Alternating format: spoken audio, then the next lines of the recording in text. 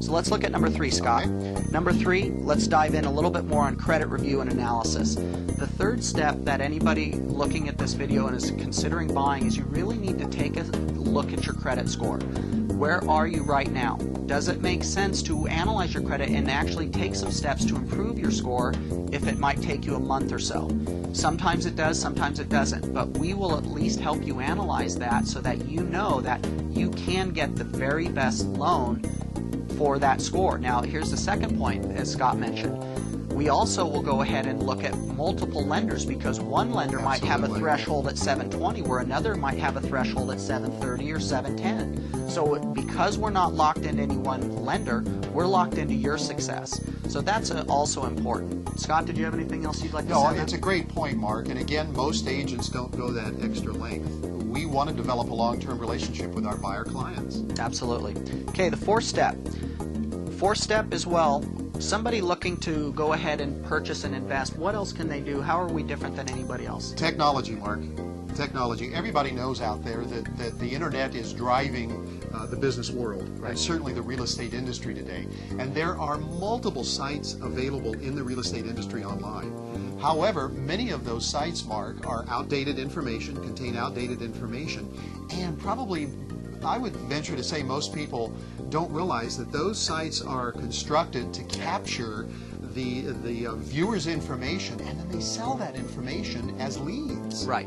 So it is not, number one, it's outdated, it's not always accurate, but more importantly, it does not give the information that a buyer really truly needs. What we do is we have developed a private website, and when we meet with the buyer and we commence a relationship with that buyer, we automatically get them into our private website where they, in the leisure of their home, Mark, in their pajamas, can sit there twice a day, go into that private website, which contains about 80% of anything that we would find as a subscriber to the local MLS. But it really gives them the ability to begin to again, we're educating that buyer on how to be the best prepared buyer to get their ducks in a row, right, to be able to get their offer accepted for thousands of dollars less. We do not babysit our buyers. We give them the tools to be successful with using that private website. Right. Morning and night, they go in and build a favorite folder of the homes that they find in that area that they wish to purchase. I then, or our team on the buyer side, goes in daily and investigates all of our buyer clients that are within that private site to see exactly what's in their favorite folder. Right. We then encourage them, if they've got 3 or 4 homes that they really have found interest in, take a lunch break and go drive out and see the house. Go look at the parks, go look at the schools that are in the area, so that when we really take if you will, pull the trigger on arranging to go preview that home, that interest level is way defined by pictures and by physically going to look at that home. So I'm kind of rambling, but internet technology plays a lot with that private website, and we offer that free of charge. The sellers, by the way, pay for that website, not the buyers. And Scott, there's 2 reasons for this, why we do that. Number one, real estate buying has changed, and most buyers agents and regular agents that are out there, they're still doing it the old-fashioned way, which is very inefficient. You might get 20 to 30 new listings a day. What we do is different. We use technology to identify the 1 or 2 great deals. So rather than you waste your time driving around town looking at 29 dogs, wouldn't it be nice if you could focus your energy on the 1 or 2 deals that jump off the page? We educate our clients so that our clients know what to look for, so they focus their energy on the 1 or 2 deals where they have a really good chance to get a smoking deal instead of overpaying. The second point, and this is true too, because you'd mentioned it in another video, we don't want our clients to overpay, and we had this case where we found the perfect property but not necessarily the perfect deal. And we looked at it, and while the client was that was near their office, they were going to go take a look at it. It was exactly what we wanted in our profile.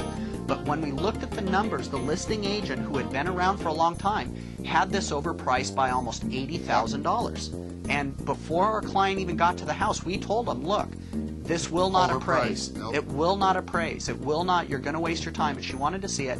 We talked with the listing agent, and sure enough, 6.5 weeks later, it came back within $2,000 of what we said it was valued at. And luckily, we had been able to direct our client into a property that she's now living in at a smoking deal.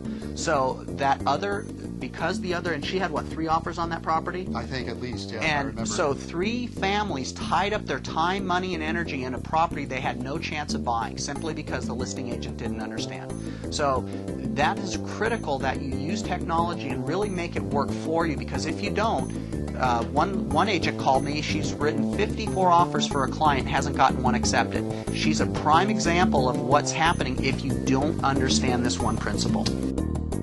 This concludes Strategies 3 and 4 of the Von Musser Real Estate Group's Preferred Buyer Program series.